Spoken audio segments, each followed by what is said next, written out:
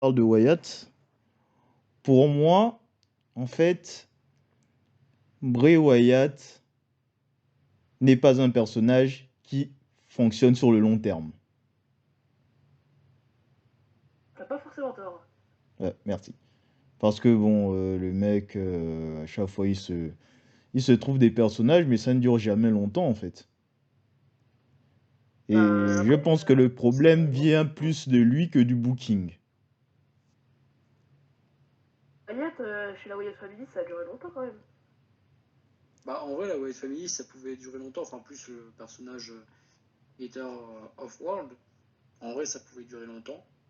Mais après, c'est vrai que en vrai, même le booking, ça n'a pas forcément détruit le personnage parce qu'en 2017, il allait encore bien. Ben oui, Jusqu'à ce qu'il se c'est... fasse détruire par Balor. Juste que par contre, on est tous d'accord, je pense, pour dire que le film, c'était pas fait pour durer. Ouais, clairement. Une gimmick, déjà, le problème avec. Enfin, un gimmick plutôt, c'était clairement une gimmick assez compliquée dans l'idée parce que bah, déjà, c'est un démon surnaturel qui se dégage de Distombe, donc voilà. Et en plus, il était. Voilà, enfin, tu sais, mais pour le titre universel, quoi. Même en termes de feud, tu ne pouvais pas aller loin, tu n'avais pas beaucoup d'options. Ouais, bah oui, c'est vrai qu'en y réfléchissant, c'est vraiment très compliqué de s'imaginer une feud avec Dauphine, euh, avec le personnage qui est vraiment toujours là. Ouais. Genre, je voyais mal comment ça pouvait dérouler, parce que après, j'ai toujours bien aimé Bray Wyatt, enfin même adoré Bray Wyatt, vu que c'est un de mes catcheurs préférés. Mhm. Et le film, c'était quand même assez compliqué quand tu prends du recul. Ouais, Genre, à la ouais. limite, le film, c'est un personnage qui vient deux, trois fois dans une décennie, mais après, ouais, c'est Hmm. compliqué. Maintenant, ce qu'il fait aujourd'hui, ben, j'attends de voir ce que ça donne, mais même là, j'ai encore quelques doutes, hein, s'il doit commencer par un programme contre lui-même, ça dépendra du temps que ça va durer. Qui veut enchaîner? Moi, j'en ai pas pour le moment, donc. Ah, j'en ai une, mais je l'ai déjà dit plus d'une fois et c'est pas vraiment truc de fou furieux. C'est que Festus et Jess, et ben, si on aurait bien booké ça, ça aurait pas été si mal. Oh là là, allez, ça recommence. Je m'explique. En fait, Alors, comment on s'en finira par s'y faire? Festus, de base, bon, c'était bien l'attardé mental, tout ce que tu veux, etc. Mais, si on regarde un bon côté des choses de base, c'était un mec, il était dominant. Enfin, il gagnait tout le temps, il était pas mal. Et c'est quand il est arrivé avec Miz et Morrison qui faisait sonner la cloche que c'est parti en couille. Le Taker l'a calmé, tu racontes quoi? C'est là, c'était fini. Non, c'était bien à un moment. Ah, quel show, c'est Great American Bash, si je dis pas de conneries. Great American Bash 2008, c'était vraiment un concurrent pour les titres par équipe. Bon, au final, c'est Hawkins et Ryder qui les prennent. Et Festus, je trouve que c'était pas si mauvais. Et s'il faudrait pas le faire revenir en 2022, hein, je suis pas allé à ce point-là. J'allais Et, t'attaquer. mais vers 2010, je suis certain que Festus, tu le mets dans une feud avec. Non, plutôt 2014. Avec Jinder Mahal, avec les 2MB ou ce que tu veux, ça peut faire taper des barres. Et j'aurais passé un bon moment. Ouais, ils auraient marché dans la low card, quoi. Ah non, pas dans la low card, dans les jobbers, et puis tu les mets face à des mecs qu'il faut crédibiliser.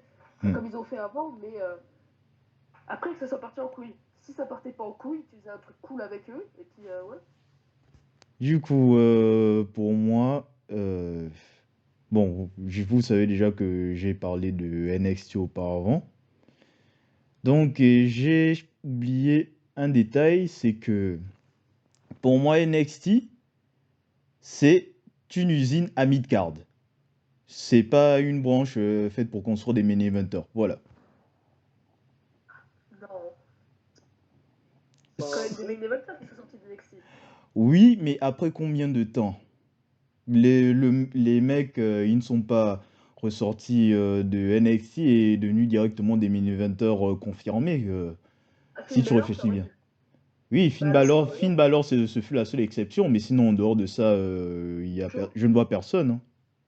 après Finn À la Balor, ça limite. peut être un main eventer à long terme. Clairement, Ah oui, mais il s'est pété. C'est-à-dire que c'est un Rollins qui rate complètement sa power move. Hein. Hmm. après Finn Balor, je doute si ça aurait vraiment marché en tant que champion universel. Bon, après, on pourra jamais le savoir. Ouais, Mais on saura jamais, hein. après, peut-être Seth Rollins. Bon, après, il sortait de NXT, c'est tout. Après, Ouais, par ouais, contre, mais il faisait The Shield, il n'était pas main eventer NXT, direct, quand je vois quoi. qu'il y a des Adam Cole, Andrade, Aleister Black, je les voyais jamais en main event. Hein. Ah oui, clairement. Andrade, moi j'aurais dit pourquoi pas. Hein. Alors, Andrade, c'est pas Non, pareil. Andrade, Oui, c'est bah, c'est mid-card. Hein. pour ça qu'il y avait Zelina, les gars. Faut pas oublier qu'il y a des managers. Hein. Ouais, mais sauf qu'aujourd'hui, ça ne suffit plus d'avoir juste des managers. Il faut aussi dégager un petit truc pour prétendre être main eventer. Et mid-card, c'était Voilà. pas mal, hein, Andrade. C'est vraiment compliqué actuellement de juste te prétendre assez important quand tu as juste besoin d'un. Enfin, quand tu as besoin d'un manager juste pour être pertinent, quoi. Voilà, c'est ça. Lana et Rousseff.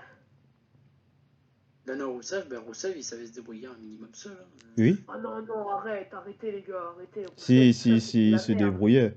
Au début, il avait besoin de Lana, mais il s'est rapidement adapté, Rousseff. Après, Ah non, voilà, actuellement, c'est soit tu as besoin d'un manager pour t'améliorer le micro et après, voilà, ça va. Mais par contre, c'est pas juste pour garder le manager toute ta vie et, je suis et pas jamais d'accord. apprendre au micro, quoi. Regarde, Rousseff en 2018, tu le retires Lana là, quand il part avec Bobby Lashley, c'est catastrophique. Hein. C'est catastrophe, il sait plus quoi faire. Il essaye de le sauver en le mettant en feud un peu contre tout le monde. C'est du tout Et par il sait plus moment, quoi quoi, faire. parce que désolé, mais la rivalité, c'était quand même. Enfin, la rivalité, elle était divertissante. Oui, Voilà, parce que J'en ai une, et vas-y. c'est ça parle un petit peu du sujet qu'on vient de prendre sur Rousseff et Lana. Moi, dire ma Anne, tu lui mettais une meuf à la Lana, ça pouvait fonctionner. Hmm. Hmm. Je suis certain, c'est un Rousseff 2.0 pour moi. Je sais pas, je sais pas. Peut-être, je sais pas. ouais, franchement, moi, je doute un peu, mais. Je sais pas. Vire managé par une meuf, bon, je sais pas. Par exemple, une fille à NXT qui fout rien et qui est manageuse, bah écoute, tu la prends et puis tu la mets. Hmm. Bon, c'est dit comme ça, on croirait que je m'en bats les couilles des managers de NXT, mais un peu. Et voilà. C'est comme Rousseff, voilà. C'est comme Rousseff.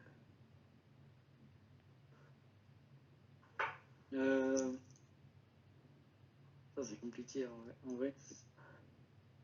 Moi, bah voilà, la plupart des Japonais qui viennent aux États-Unis et bon, souvent à la WWE, même à AEW, c'est pour moi très compliqué d'essayer de les voir en main event ou dans des places importantes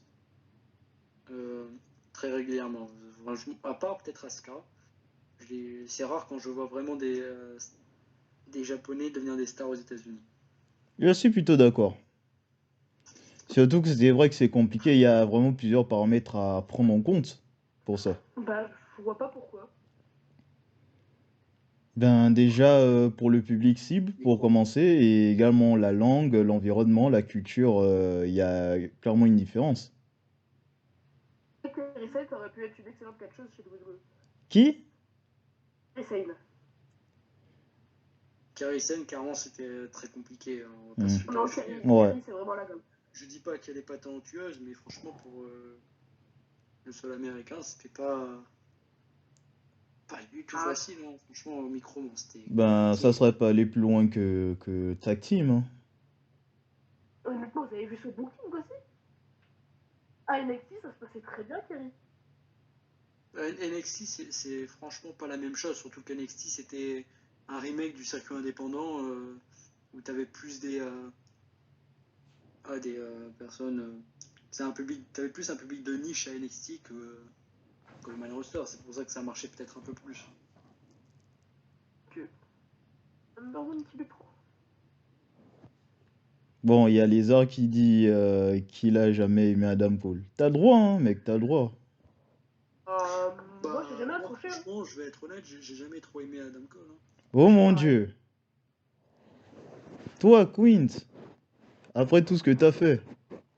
Moi, c'est même pas choqué, habitué. Hein. Après, bon, c'est compliqué. Je vois Adam Cole, j'ai toujours eu beaucoup de mal. C'est vrai que lorsqu'il est tout seul, c'est compliqué. Mais voilà, c'est ça le problème. Quoi. Hmm. Après, je nie pas qu'il est très talentueux. Bon, même si j'aime pas du tout son style de catch, pratiquement. Ben, tu vas pas le foutre contre Brock Lesnar, quoi. Pourquoi pas? Alors, Oui, vas-y. Là, j'imagine vraiment le scénario, mais si on aurait vraiment eu Brock Lesnar contre The Fiend contre Brock Lesnar, bon, même si c'est. Enfin, contre Adam Cole. Putain, j'imagine pas le match impossible déjà booké, Vous l'enfer. parce qu'en fait, les trois, ils vont tellement pas ensemble. Enfin, The Fiend, Brock Lesnar, peut-être que si pour l'affiche, et encore. Mais Adam Cole, Brock Lesnar, Adam Cole, The Fiend, je vois pas ce qui peut être bien avec. Ah, mais il allait enchaîner une dizaine de Panama Sunrise sur Lesnar et Finn, hein. Euh, Et il gagne en faisant tomber sur à un moment Lesnar. avec Ultimate Warrior, c'est compliqué, hein. Ouais. Mince, excusez-moi. Le Fiend fait Mandible Claw sur Lesnar, commence à s'évanouir. Cole fait un Shiro Shot et il fait le tomber sur Lesnar, hein. Simple et efficace.